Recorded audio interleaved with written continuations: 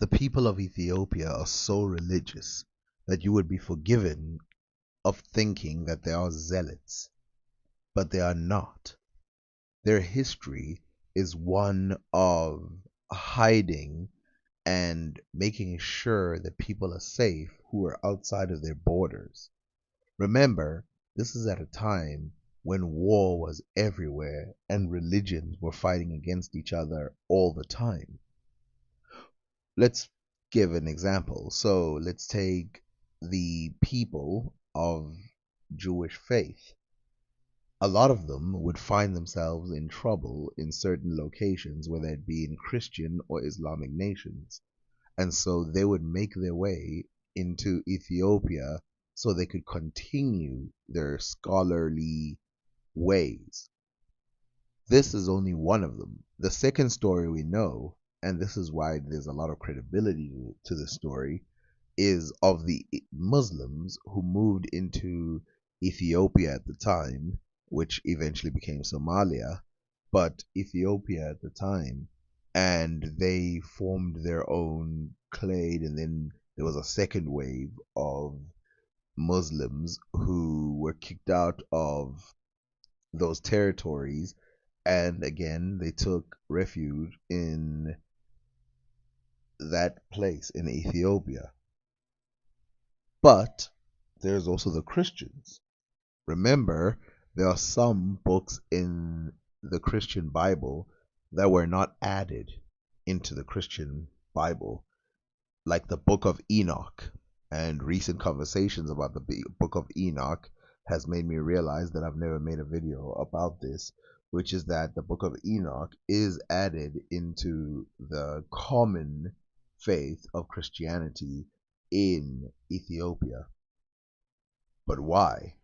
Well, it's because the Syrians that worshipped and looked at the Book of Enoch as a real book that was true and historically accurate for the Jews, which of course the Book of Enoch is more of a Jewish text, but then Jewish texts end up being Christian texts anyway, especially this type.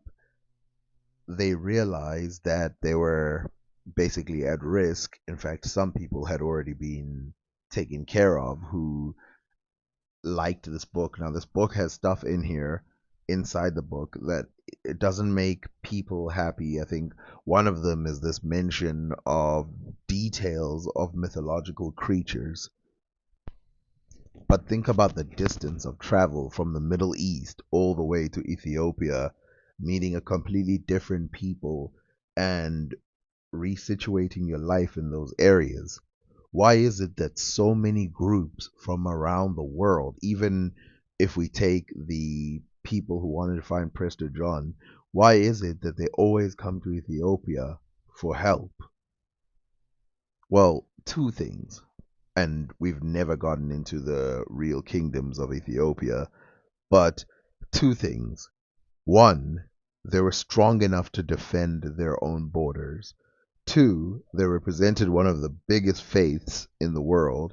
And three, they had proven themselves to, when they say they're going to protect you, they actually do, because they protected the Muslims within their territories and they protected the Jews within their territories.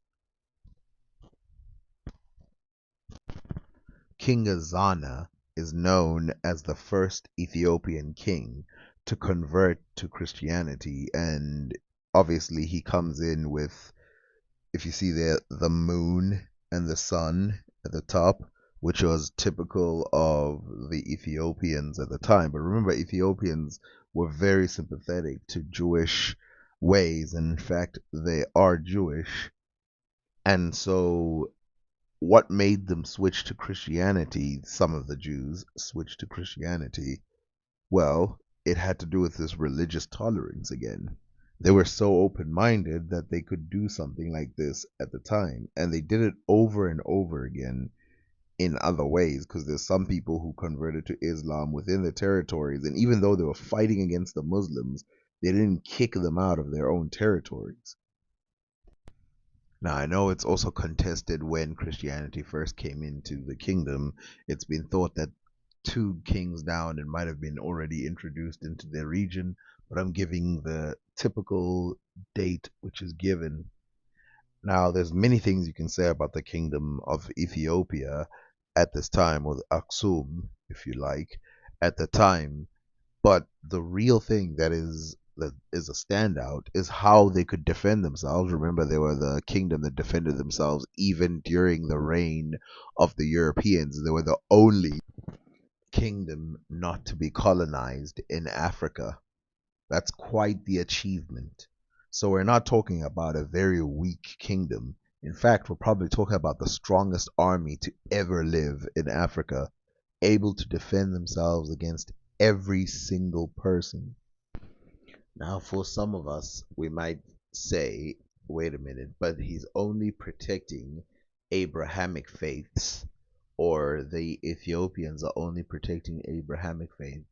And that would be a good point because, of course, Islam, Abrahamic, even controversial views of Christianity or the Jewish faith are still Abrahamic. But did they really protect any other religion outside of these?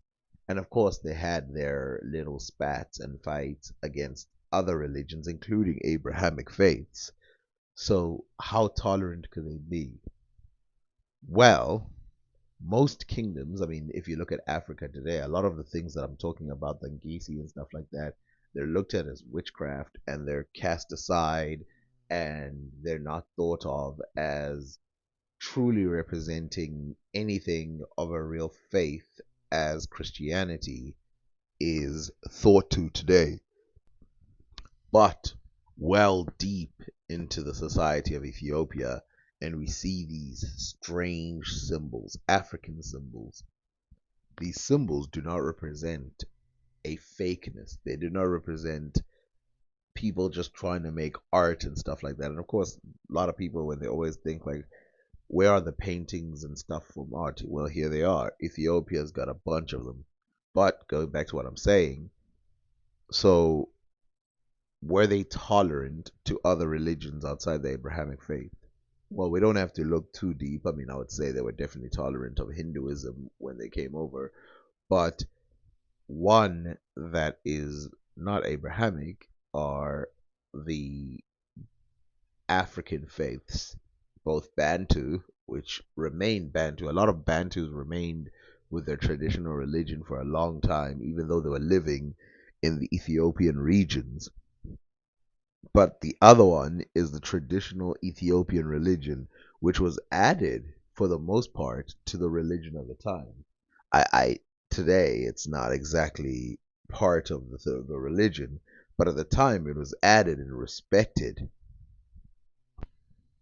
I'm also going to have to look into those tiny little faces. You know, something that strikes me is I can almost see that a lot of the paintings in Ethiopia are almost like a 2D rendering or a 2D force type of a 3D shape. Look at all the eyes around this picture. You can see one, two, three, four eyes that's around. Then you can see the face in the middle with two eyes. Then you can see the sort of like chain thing. There's three of those.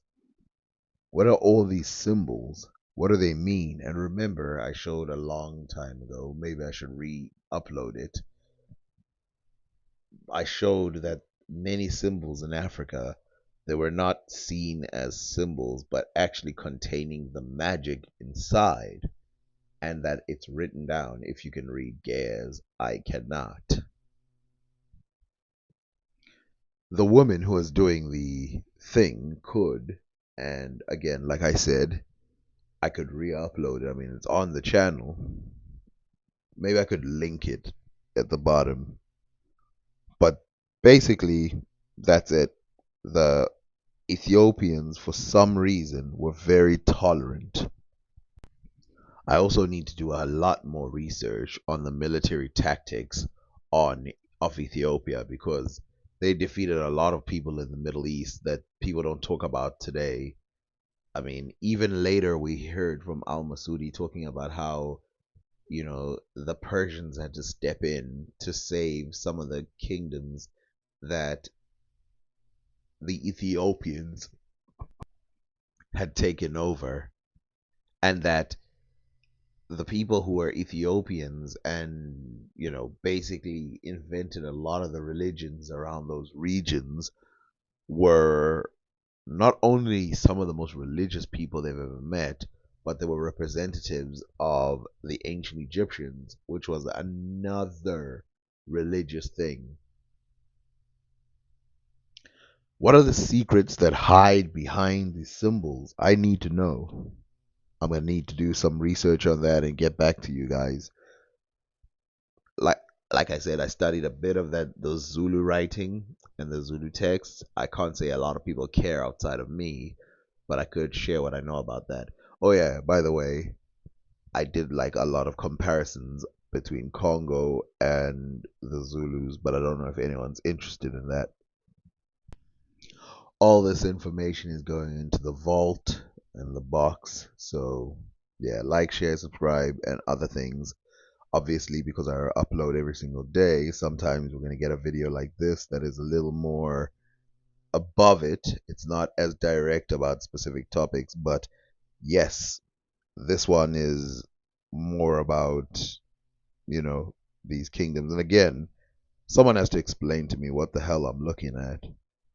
And I can't read any of the stuff at the bottom. Hmm.